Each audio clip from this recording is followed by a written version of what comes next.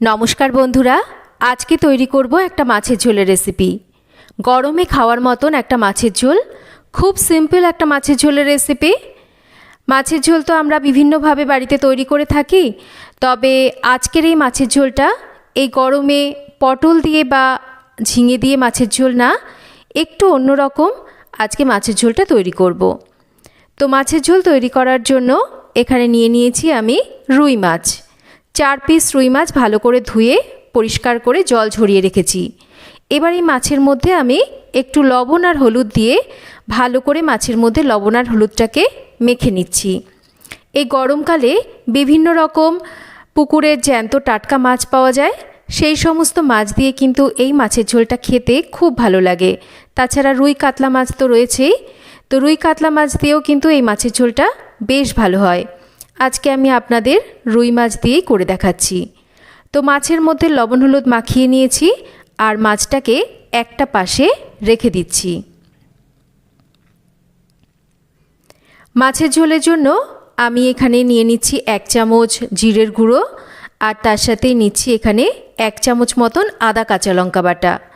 এবার একটু জল দিয়ে এই আদা কাঁচা লঙ্কা আর জিরের গুঁড়োকে একটু মিশিয়ে নিচ্ছি। এটা রান্নার একটু আগে মিশিয়ে রাখলে, যেহেতু গুঁড়ো জিরেতে রান্নাটা করছি, রান্নাটা কিন্তু স্বাদটা বাড়বে, মানে মশলাটা একটু ভিজে গেলে রান্নার স্বাদটা বাড়ে। আর মাছের ঝোলের জন্য এখানে দেখুন আলু কেটে নিয়েছি, আর তার সাথে নিয়েছি এখানে গাঁটি কচু বা কচুরমুখী যাই বলুন না কেন সেটা। এই দিয়েই মাছের ঝোলটা আজকে তৈরি করে দেখাবো।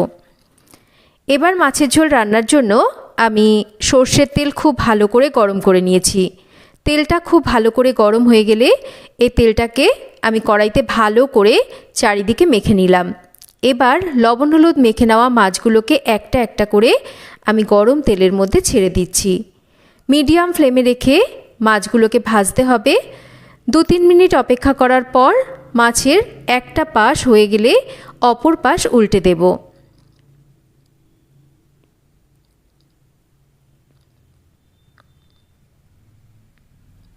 মাছের দুটো পাশই ভাজা হয়ে গেলে এবার মাছগুলোকে তুলে নেব। আর মাছগুলো দেখুন সুন্দরভাবে ভেজে নিয়েছি। এবার এই মাছগুলোকে তুলে নিচ্ছি।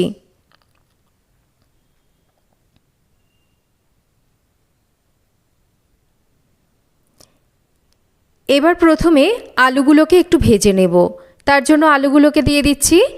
আর আলুগুলোকে আমি প্রথমে 3-4 মিনিট একটু ভেজে নিচ্ছি।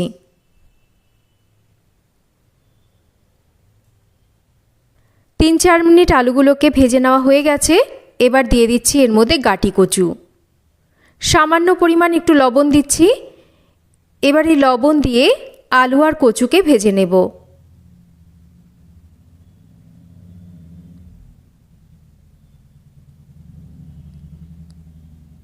একটু ঢাকা দিয়ে দিচ্ছি। একটু ঢাকা দিয়ে আলু আর কচুটাকে ভেজে নিচ্ছি। এতে করে আলু আর কচুটা বেশ সুন্দরভাবে ভেতর থেকে নরম হয়ে আসবে। 2-3 মিনিট ঢাকা দিয়ে রেখেছিলাম। এবার ঢাকাটা সরিয়ে নিয়ে আলু আর এই গাঁটি কচুকে আর একটু আমি ভেজে নিচ্ছি। এগুলো দেখুন বেশ একটু লালচে করে ভেজে নেওয়া হয়ে গেছে, পুরোপুরি কিন্তু ভাজা হয়নি। এই সময় এর মধ্যে আমি যে আদা কাঁচা লঙ্কা বাটা আর জিরের গুঁড়ো ভিজিয়ে রেখেছিলাম জলের মধ্যে, সেটা দিয়ে দিচ্ছি। পরিমাণ মতন হলুদ দিচ্ছি, অল্প করে একটু লঙ্কার গুঁড়ো দিচ্ছি, আর একটা টমেটোর পেস্ট দিয়ে দিচ্ছি।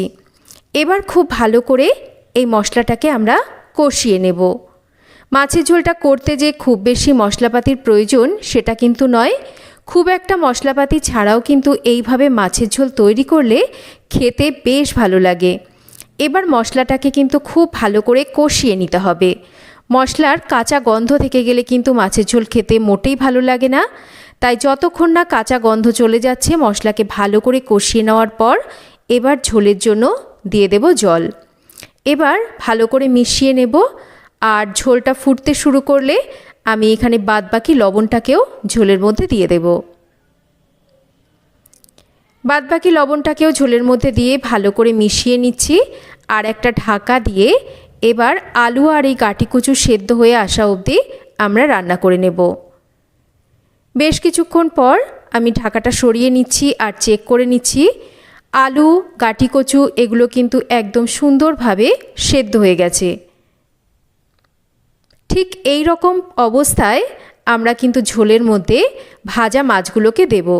যখন আলু আর গাঁটি কচু এগুলো সুন্দরভাবে সেদ্ধ হয়ে যাবে তখনই কিন্তু ভাজা মাছগুলোকে ঝোলের মধ্যে দিতে হবে।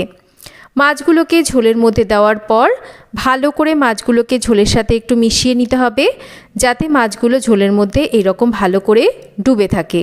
কারণ মাছগুলো একটু ঝোলের মধ্যে আমাদের রান্না করে নিতে হবে, তাতে করেই মাছের ঝোলের স্বাদটা বাড়বে। 4-5 মিনিট মাছগুলোকে ভালো করে ঝোলের সাথে রান্না করে নিয়েছি। এর থেকে বেশি আর রান্না করার প্রয়োজন নেই। এটা হতে থাক, ততক্ষণ মাছের ঝোলের জন্য আমরা ফোড়ন তৈরি করব। তার জন্য আমি আর একটা ফ্রাইং প্যানের মধ্যে নিয়ে নিচ্ছি 1 চামচ মতন তেল। আপনারা চাইলে কড়াই থেকে কিন্তু মাছের ঝোলটাকে নামিয়ে কড়াইটাকে পরিষ্কার করেও কাজটা করতে পারেন। তেলটা গরম হলে একটু গোটা জিরে আর একটা তেজপাতা ফোড়নে দিয়ে ফোড়নটা হয়ে গেলে এবার মাছের ঝোলের ওপর ফোড়নটাকে ঢেলে দেব। এবার অল্প করে একটু গরম মশলা গুঁড়ো দেব আর ভালো করে একটু সমস্ত কিছুকে মিশিয়ে নেব। ভালো করে সমস্ত কিছুকে মিশিয়ে নিয়ে একটা ঢাকা দিয়ে আরও 3-4 মিনিট মাছের ঝোলটাকে রান্না করে নেব। এতে করে এই যে জিরে তেজপাতা ভাজার গন্ধ, গরম মশলার সুগন্ধ, এটা মাছের ঝোলের মধ্যে সুন্দরভাবে বসে যাবে। আরও 3-4 মিনিট রান্না করে নিয়েছি, ঢাকাটা সরিয়ে নিয়েছি। দেখতেই পাচ্ছেন মাছের ঝোল কিন্তু আমাদের একদম তৈরি। এর থেকে বেশি কিন্তু রান্না করার আর একদম প্রয়োজন নেই। এবার এটাকে নামিয়ে নিতে পারি। খুব সিম্পল একটা মাছের ঝোলের রেসিপি, প্রায় প্রত্যেকেই বাড়িতে তৈরি করে থাকেন। তবে এই মাছের ঝোলটা আমি যেইভাবে বাড়িতে তৈরি করি অল্প মশলাতে, সেটাই আপনাদের বানিয়ে দেখালাম। আশা করছি রেসিপিটা আপনাদের ভালো লাগবে। তো কেমন লাগলো আজকের এই মাছের ঝোলের রেসিপি একটা কমেন্ট করে জানাবেন। রেসিপি ভালো লাগলে একটা লাইক করবেন, রেসিপিটা শেয়ার করবেন। চ্যানেল সাবস্ক্রাইব করা না থাকলে চ্যানেল সাবস্ক্রাইব করবেন। সবাই ভালো থাকবেন। আবার ফিরে আসব নতুন কোনো রেসিপি নিয়ে। এতক্ষণ আমার সাথে থাকার জন্য অসংখ্য ধন্যবাদ।